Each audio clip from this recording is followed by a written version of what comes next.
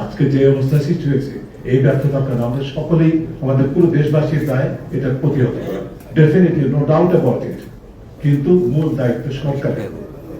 আমার সরকারের কাছে প্রশ্ন, আজকে কিন্তু বাংলাদেশের মানুষের নিরাপত্তার প্রশ্ন, জাতীয় নিরাপত্তার প্রশ্ন।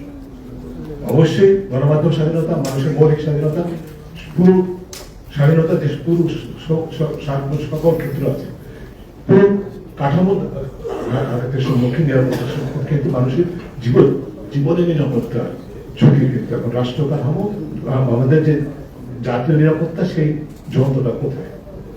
সেই যন্ত্রটা কোথায়? আমাদের বাংলাদেশে জাতীয় নিরাপত্তার জন্য দায়িত্বপ্রাপ্ত অনেকগুলো প্রতিষ্ঠান বা কর্তৃপক্ষ আছে, প্রধান উপদেষ্টার কার্যালয় আছে।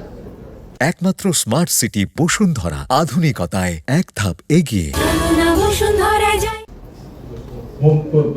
স্বরাষ্ট্র মন্ত্রণালয় আছে, প্রতিরক্ষা মন্ত্রণালয় আছে, আইন প্রক্রিয়া সংস্থা আছে, গোয়েন্দা সংস্থাগুলো আছে, আছে সেনাবাহিনী, তার সাথে সংশ্লিষ্ট শক্তিবর্গ। সবচেয়ে সারপ্রাইজিং হলো, সবকিছু ছাপিয়ে আবার আমরা অত্যন্ত ইন্টারেস্টিং একটা প্রতিষ্ঠান বা ক্ষমতা কেন্দ্র দেখলাম, জাতীয় নিরাপত্তা উপদেষ্টা। এই যে কাঠামো, এর মধ্যে কে দায়িত্বে আছে, কার সমন্বয়ে কি চলছে?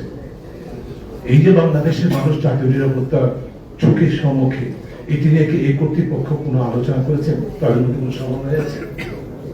তারা কোনো কৌশল ভেবেছে প্রতিরোধ করা, প্রতিকার করা? তারা কি আসলে সাইডের মতো কাজ করছে, নাকি কিছুই করছে না, অন্তর্দ্বন্দ্বে লিপ্ত? আমি জেনে শুনে বলছি, এই প্রশ্নের জবাব সরকার। তা না হলে আমরা আসলে সত্যিকার বাংলাদেশের জাতীয় নিরাপত্তা শুধু দেশের বাইরে থেকে শত্রুর আক্রমণ নয়, যদিও এক্ষেত্রে কিন্তু দেশের বাইরে শত্রুর ইন্ধন কোন অবস্থায় অবমূল্যায়ন করার সুযোগ নেই।